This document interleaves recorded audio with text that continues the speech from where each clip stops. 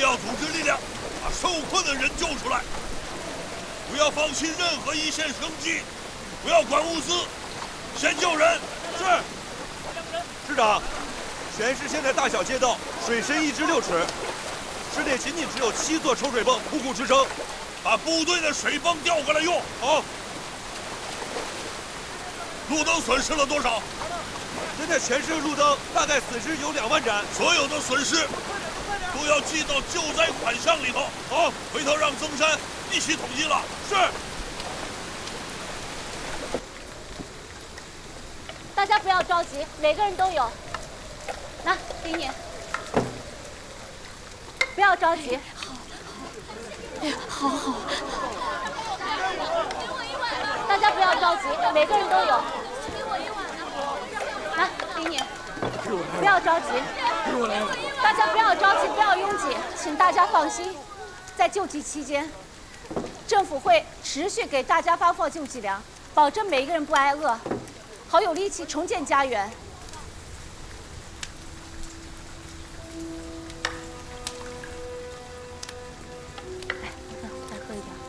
再喝一点。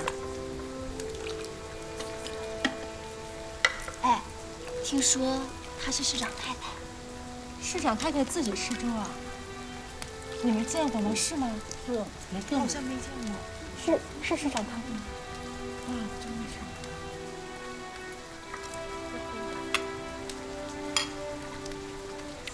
大爷，再喝一点。谢谢。大娘，你这伤太严重了，快把药箱拿过来。太太不用，你把这个药送给孩子们吧。我给你简单处理一下，不然会感染的。好，真好看，像我姑娘一样。我用酒精给你先消下毒，可能会有点疼，您忍着点啊。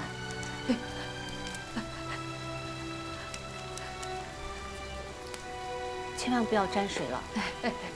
好，谢谢你啊，你真是个活菩萨。姐姐，你是市长太太吗？好像在哪儿见过。好像真的是市长太太。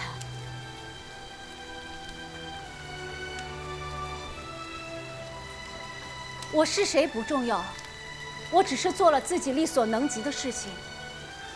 相信每一位上海市民都会这么做的。天灾面前，人人都需要互相帮助，大家一定要坚定信心，困难一定会过去的，不要害怕。全上海都是一家人，我们要风雨共度。我们都是一家人，我们都是一家人。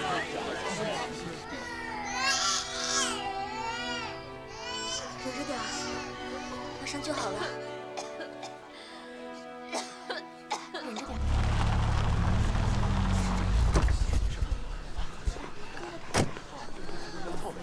哎，小心！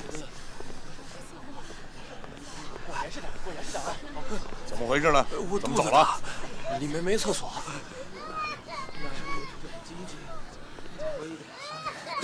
抬一下，抬一下。好疼！药已经在路上了，大家再坚持一下啊，很快就到了。快把这馒头发了。曾副市长啊，情况怎么样？灾民数量太大了，现在有不少人突发了疾病，医务人员都出动了，就是急缺药品呢。市长，灾后的疾病防控必须要重视。现在由病毒和细菌引起的腹泻、伤寒都已经出现了。小陆，通知军管会，让他们调一批军需药品前来支援。另外，带一批有盖子的马桶，搭建临时厕所。好，我马上就去。你是专家，你提建议，我们负责落实。好，首先我们一定要保证饮水和食物的干净，必须要大家喝烧开的水，还有食物一定要确保是煮熟的，这些就由我们医护人员来看管和发放。另外，如果条件允许的话，可能需要一些急需的医药用品。好，记下来。灾民有多少？我初步统计啊，附近的几个安置点大概有3万多人。陈师长啊，陈明同志来了。没想到这么严重，就算千斤压顶，咱们也要负重前行啊。是的。还有一个问题啊，整个上海近1半的棚户区都被台风给掀翻了，估计郊区啊有大约20万难民会涌入市区啊。伤病有多少？大概有1/3吧。哪个郊区受灾最严重？据报告，现在高桥的海棠冲出了决口，达20多处。海棠附近的川沙县受灾最严重，淹没了农田27万亩，灾民达16万多人。海棠怎么会决口那么多？一是年久失修，再一个，国民党之前在郊区啊修战壕太多。对了，万全同志已经带人在高桥紧急的抢险呢。决口不堵上，洪水过了以后，灾民还是无家可归。等一下我去看一下。好。大家要照顾好灾民。包扎好了，尽量不要碰水。谢谢啊。来，喝点水。护士啊，你帮我看看。看看你哪不舒服啊？你看看我这个伤口快裂开了。哎，好，我这帮你处理。谢谢。我是上海市长陈毅。这一次，我们损失很严重，有些人家没有了，有的亲人也没有了。我跟你们一样，很难过。作为市长，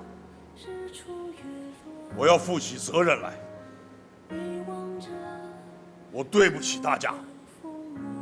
台风是我们共同的敌人。从现在起，我们肩并肩的打一场仗。有问题解决问题。我恳请大家相信我，相信政府。洪水过后会出现流行性的疾病，大家一定要喝烧开的水，要吃煮熟的东西，保持通风，注意保暖。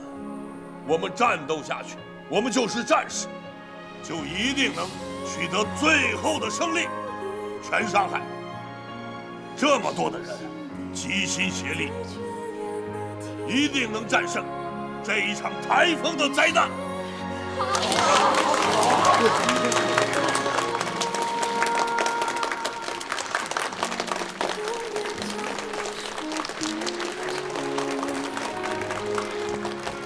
抬进来，抬进来，抬进来！通知到了，太好了，陈市长，我搞到一批医疗物资，已经叫人搬过来了。林老板，谢谢你了，谢谢了。不要客气，应该的，应该的。我代表上海人民，谢谢你了。应该的，应该的。在哪里？分发下去。都在那边。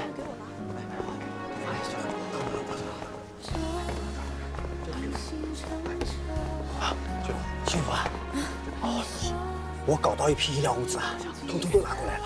赶紧帮着大家发放下去。好的，我听你的。我不要太辛苦啊。放心吧。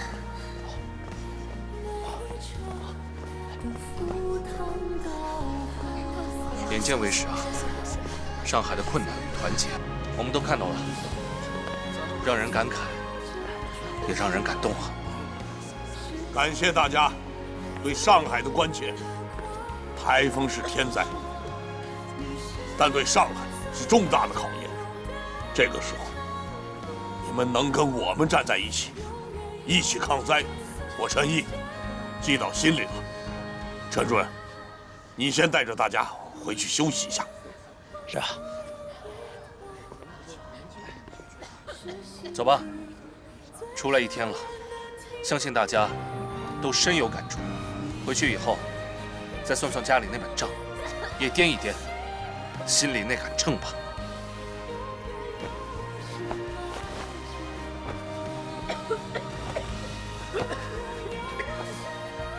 老陈，谢谢了，辛苦了。好，你们辛苦。好，好，回去吧。辛苦了。好，陈市长辛苦了。回去早点休息啊。再见啊。曾副市长辛苦。你们辛苦，你们辛苦。好，回去早休息啊。辛苦了，辛苦了。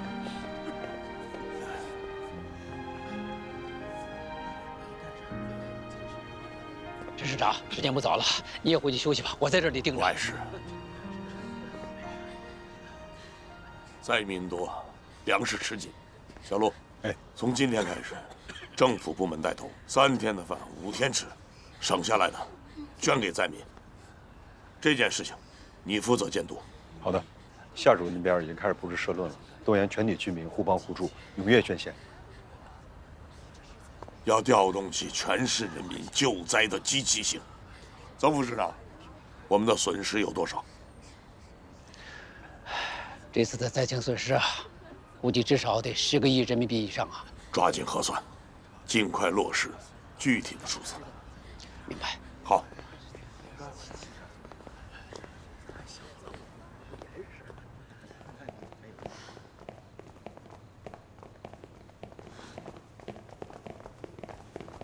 陈天英同志，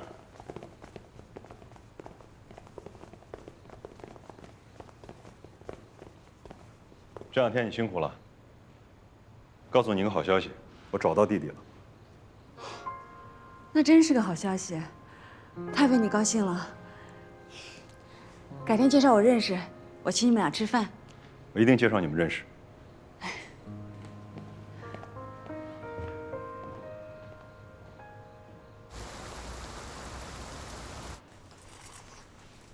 休整一下，等一下我们去趟高桥。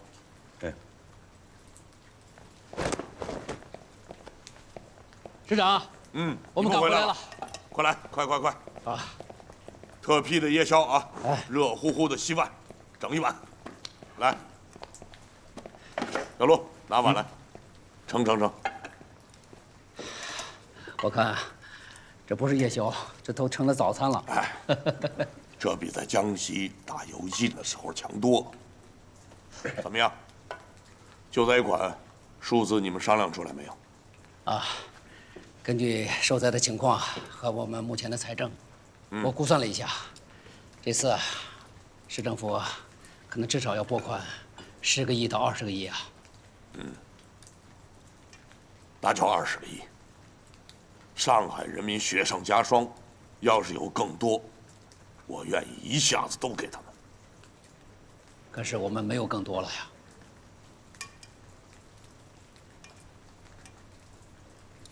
这一次呀，真是损失惨重，不应该呀。朱可桢先生曾经对我说过啊，大风要来了，叫我们要注意。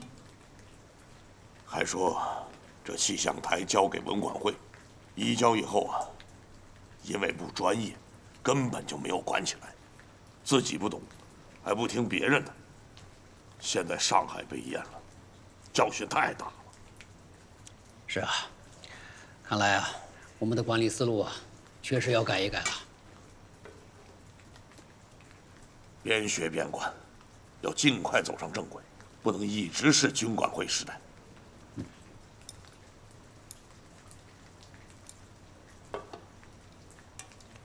等一下，你让李世英啊，彻底查一下，这气象没有大范围预报是什么原因？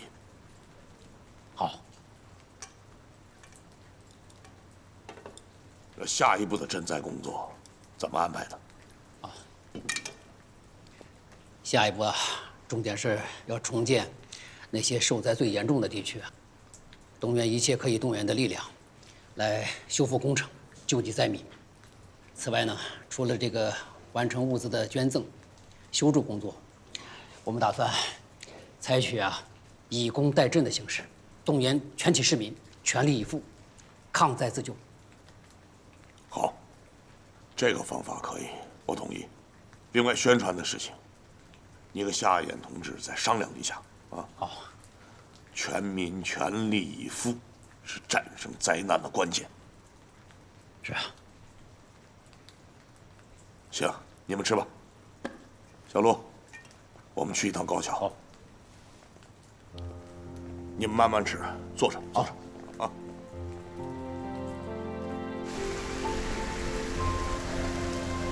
各位市民朋友，大家好！今天是台风后上海人民广播电台恢复正常播音的第1天。目前，全市人和各级党员军干部都积极处理抢险救灾，大家都展现出了极大的勇气和决心。解放日报连夜专访，发表社论，团结起来，战胜风灾，号召上海全体党政军民团结一致，踊跃舒江，战胜天灾。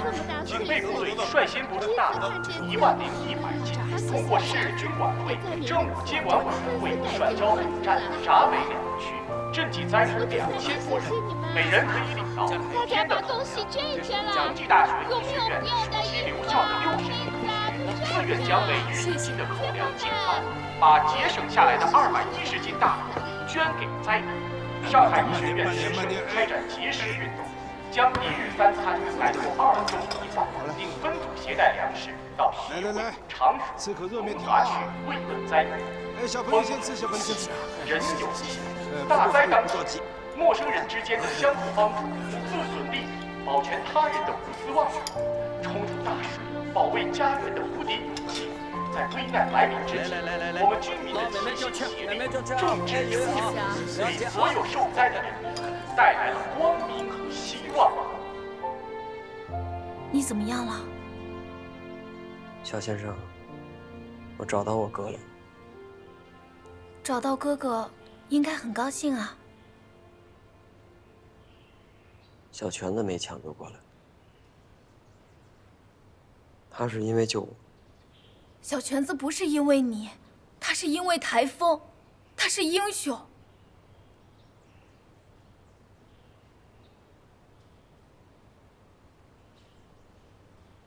他妈妈一个人在家，晚上我想去看看你，不耽误你了，还有好多人等着你去救呢。我一个人能行？那你一个人好好的。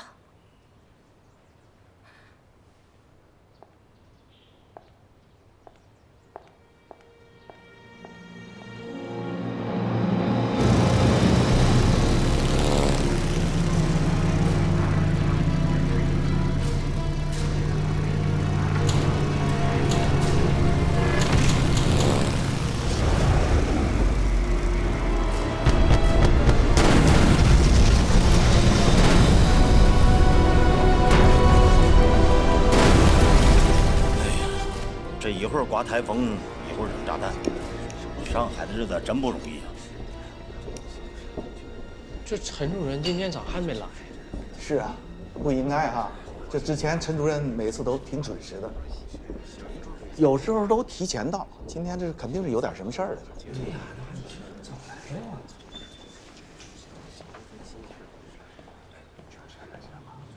大家好，我是陈主任的秘书。陈主任派我过来收一下各位手里最新整理的数据。我们西北先讲。好，我们西北主要是畜牧业、农业资料，就这些。还有吗？我们东北大啊，数据多，为了精准一点，我们还得需要点时间。反正现在是交不了。好，我们倒是可以交一点，但只能是一点，确实还没有全部收集完，啊。有多少算多少吧。好的，大家谁还有？有。我也不全乎。没关系。同志，陈主任啥时候能来开会了？我们都等了半天了。是啊，他不过来了。陈主任最近身体不太好，大家就自己先做个总结，然后再给陈主任汇报吧。哎，那个同志。我说一下啊，就是你得跟陈主任说一下，这上海遭了天灾，我们菜里那2两肉每天就算了吧，这不吃着也不香啊。是，这肉就不吃了啊，不吃了。先生，打扰您一会儿。哎，老板娘，最近这个灾情啊，还挺严重的，你们这儿没什么影响吧？还行，不幸中的万幸啊。这次受灾虽然严重，但是我们库存密封比较好。而且呢，我们抢救的比较及时，这1、2天啊，我们就可以开业了。为什么这么急着就要开业呢？需求量大呀，这是大上海，得多少人抽烟啊？是啊，很多地方，特别是农村，很多人还抽烟叶呢。我想跟您打听个事情。您说。如果把你们这工厂搬迁到其他地方，你们乐意吗？这我们肯定是不愿意。啊？你看，离开了大上海，哪还有这么多人抽烟啊？到时候再把产品再运回来，这一来二去，得增加多少开销啊？说的有道理。不光是你们不乐意，我想政府肯定也不愿意。毕竟烟草历来都是纳税大户。我记得解放之初，延续国民政府的120%，后来降到了80%。可是不管怎么调，比别的行业也是高多了呀。您蛮懂行情的呀。你也是做烟草生意的？哪里，烟我可是真的不懂。但是我想麻烦您个事情，帮我选2包好烟，我送给我的老师。那就这个吧，老牌子了，这是。好，那你帮我包起来吧。哎，好，谢谢了。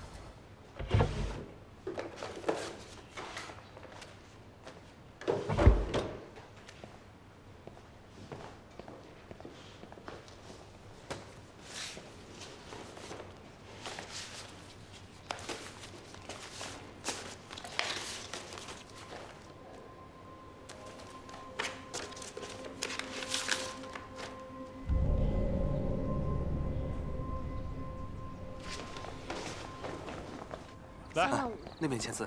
大家一会儿停到这儿，把所有的捐赠粮往那里边搬啊。是。那边。 5万。王国忠。来。张桂芳。潘建和。哎。捐赠粮到了，这是公安局和市政府的捐赠粮，大家先备用着啊。好。哎，先记下。对，往里放。谢谢。啊。王小芳。啊。这个是市政府的捐赠名单。3万。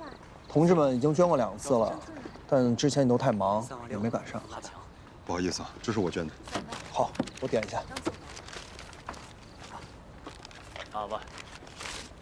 谢谢先生。王家和，你不会徇私了，给自己记多了。我捐了20万，1分不少。季同志可以作证。都捐了，你吃什么？我之前还有积蓄啊。再说了，我一人吃饱，全家不饿，还不如把这些钱捐出去救灾呢。思想够硬的，写入党申请书了吗？还没。 我哪够资格呀？我还想写呢。4万5。再等等吧。刘小花。好，你这是8万9千元，3万，我给你记上。谢谢啊。哎，6万。好同志啊。 2万6，张兰兰。来，给我一个。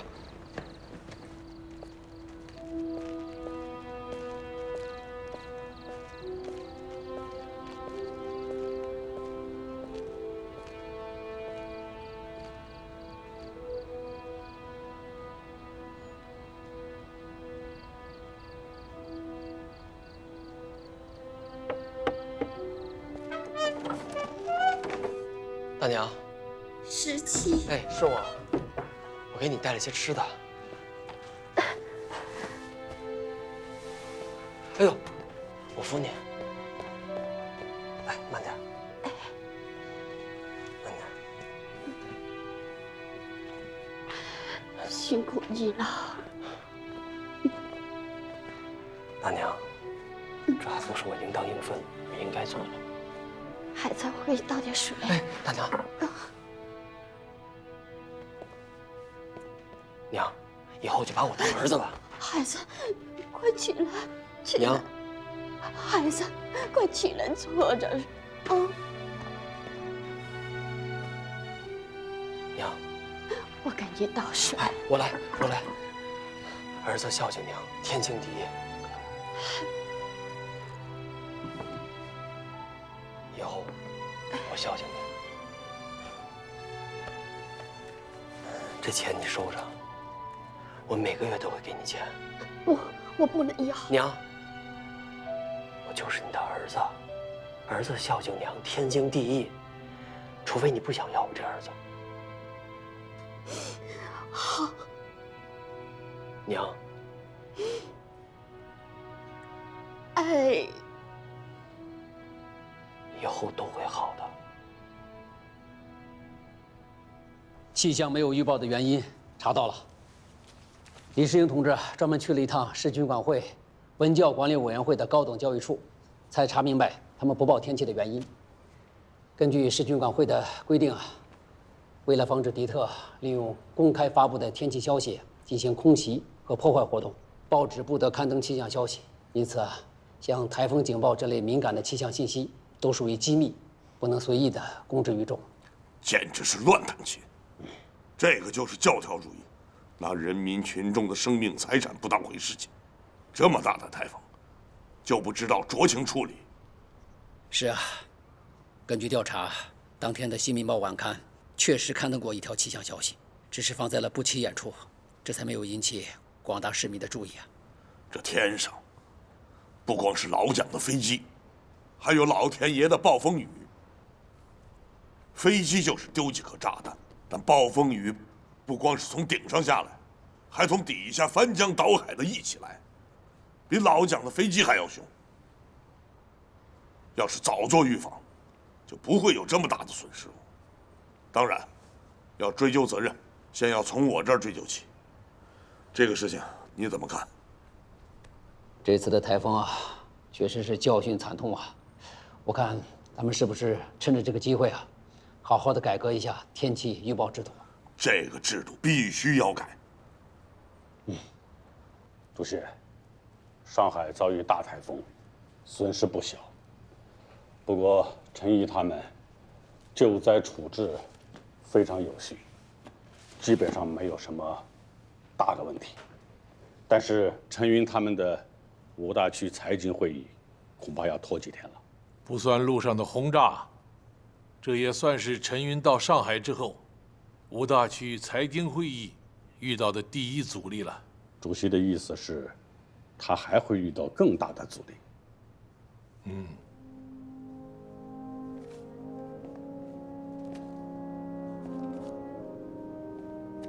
牢骚太盛，防常断，风物常宜，放眼量。主席，你这是给他们5大区财经会议的指导思想吗？也可以这么讲吧。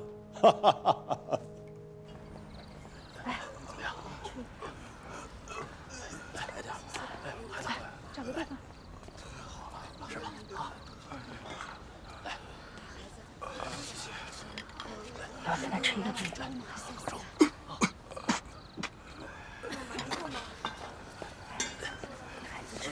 黄夫人，来，陈主任来了。我来帮你。任之啊，陈主任来了。来，小杜啊，来，给他们发。陈主任，我听说财经会不顺利。也许台风是帮了我们财经会呢。哎，这个话怎么讲啊？这些天刚好可以多点时间到处走一走、看一看，多做点调研。嘿嘿，你是最讲究调研的。那结果怎么样？我在想一个问题：上海没有了那些冒烟的工厂，那还是上海吗？哎，你这句话讲到点子上了。上海之所以能够发展成远东的第1都市，靠的什么？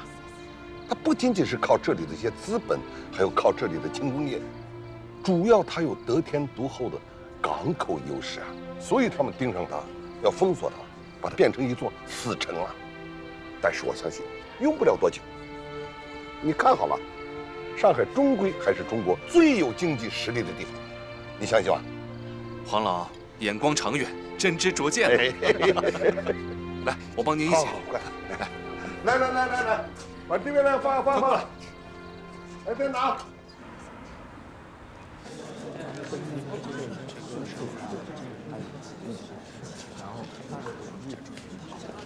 都准备好了，同志们，情绪不太高啊。家里那本账都算清楚了吗？陈主任，来，这不是上海遭了台风吗？我这心里看着老难受了。但是东北6个省呢，这统计粮食数据需要时间，我怕耽误上海老百姓吃粮。我们先出这个数，1万吨，4000万斤呢。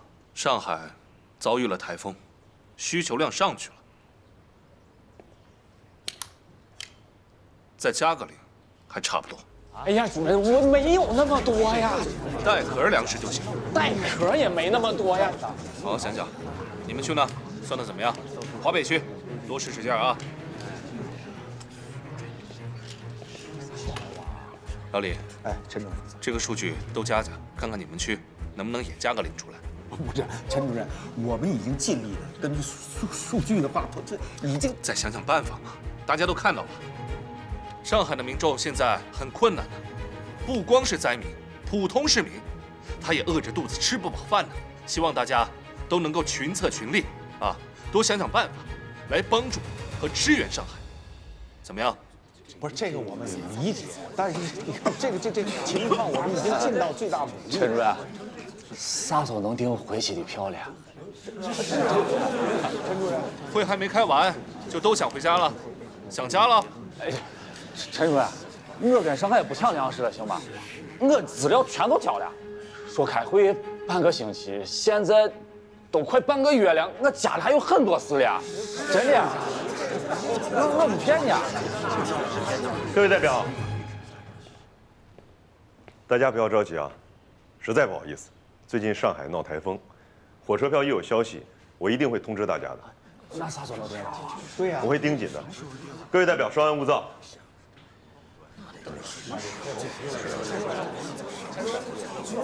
哎，陈主任，那个你能不能就是让华东区先把那个厂子先迁的厂子圈出来？完了我，大家都别急，啊，前2天，大家和我一起，都参加了救灾。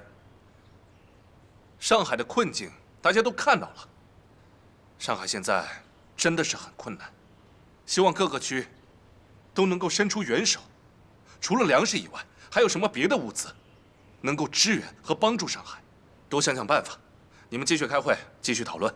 我回来以后再总结。都想想还有什么办法可行。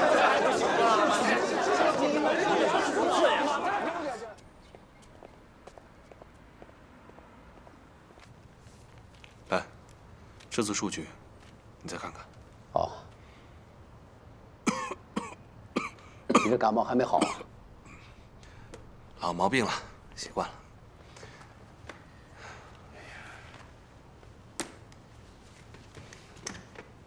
待会儿啊，把这2包烟帮我转交给陈老总。呵，大名鼎鼎的金属牌，这可是好烟呐！哎，陈主任什么时候也学会抽烟了？我不会抽烟，调研的时候顺便买回来的。我给毛主席啊也买了2盒。是吗？好啊。这些天我走了很多地方去做调研，我发现啊，像卷烟、化妆品这种日常产品，一旦离开上海，它的销路就有很大的问题。而纱厂又涉及到机械、动力等各方面问题，更不用说重工业了。陈主任的意思是，工厂是不是就不搬迁了？今天就是讨论，在不迁厂的前提下，我们怎么能帮助上海度过眼下的难关？啊，那样的话，这第一个问题啊，肯定就是吃饭的问题。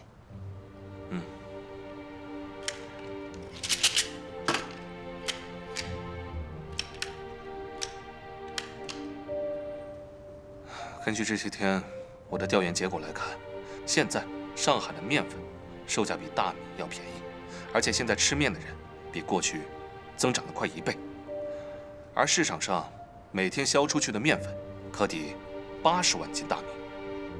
另外，市场上每天自由上市的大米约80万斤，还有政府每月配给的大米约3000万斤，合到每天是100万斤。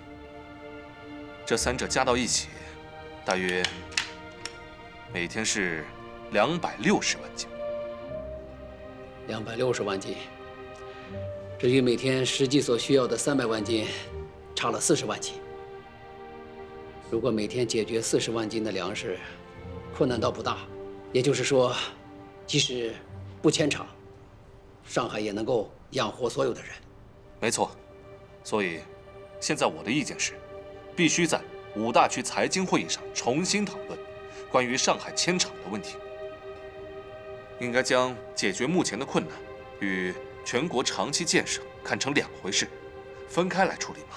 不能因为上海目前有困难了，就把工厂搬走，草草了事。况且，想要完全具备班厂的经济条件，并不容易啊。这个问题我也想过，如果从方便原料供应的角度来说，纺织厂是可以搬到棉花产地。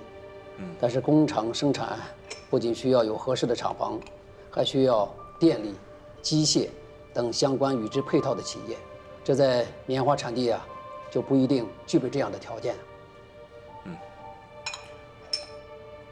所以我的意见是，上海工业的主要部分不能搬，目前应该力争维持生产。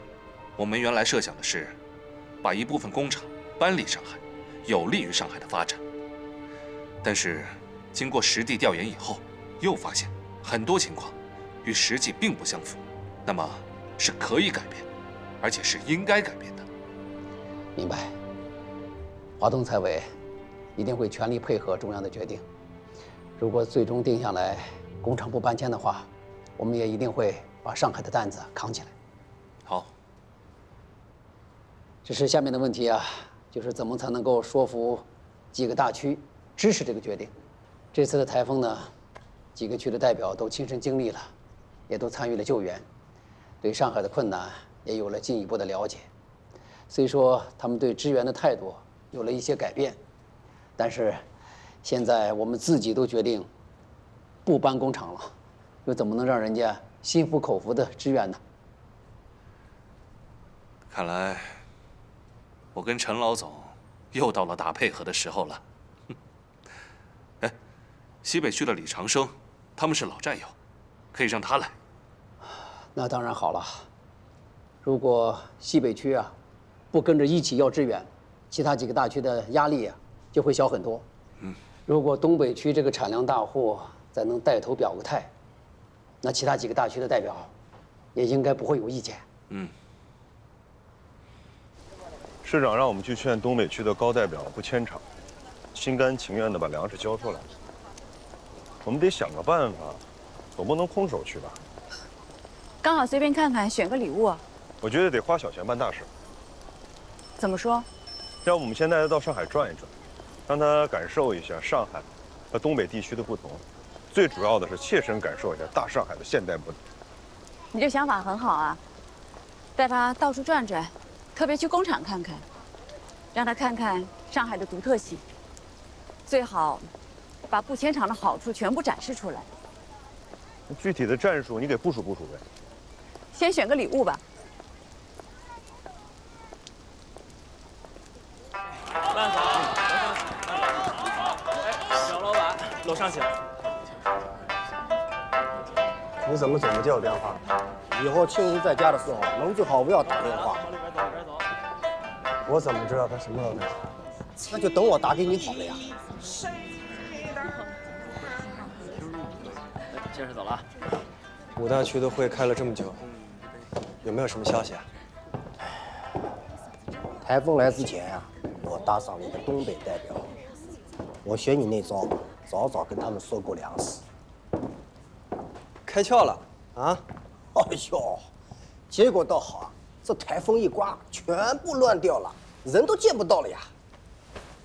哎，可以问问你那个亲爱的表妹啊？她，哼，更是铁齿铜牙。哎，倒是有一件事啊，有一些人一直在传，他们说上海的厂子要往外迁，但不知道真假哦。这件事情倒是可以做做文章。哪能做啊？管它真假，先把风放出去，把水搅浑，才有机会捞到大鱼啊！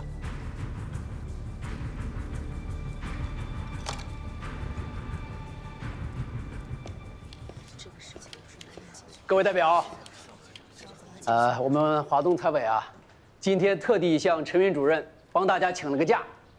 一来呢是感谢大家这几天帮我们救灾，二是啊大家平时难得有机会来上海啊，所以呢今天我们特意安排了市财委的同志，还有市政府秘书处陆副秘书长带大家在上海好好的逛一逛。那个老曾，这数还有好多没合上呢，我不去了，我就跟东北我就不去了。工作，你抓紧可是库存啊！哎，大家放心，我们啊是代表陈毅市长诚心的招待，所以呢，今天就不谈工作，大家好好放松放松。哎，陈老总我了解，你看你们一个个，人家华东区一片好意，咱们恭敬不如从命，走。发走，走，大家都去吧。来，走吧。各位代表，夏主任让我安排各位看一场非常有意义的电影。这部电影我个人也很喜欢，很好看。还请我们看电影啊？溜达溜达得了呗。不看了吧，太贵了。这个名字好啊，一江春水向东流。那不流海里去了吗？流海里就对了，那就不会淹上海了，是吧？是。各位代表，请。走吧，看看去吧。啊，走吧，走。来。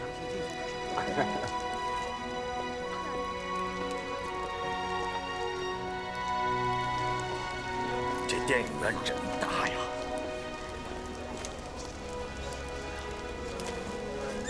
各位代表。怎么样？这个电影好看吗？陆秘书长，太好看了。是。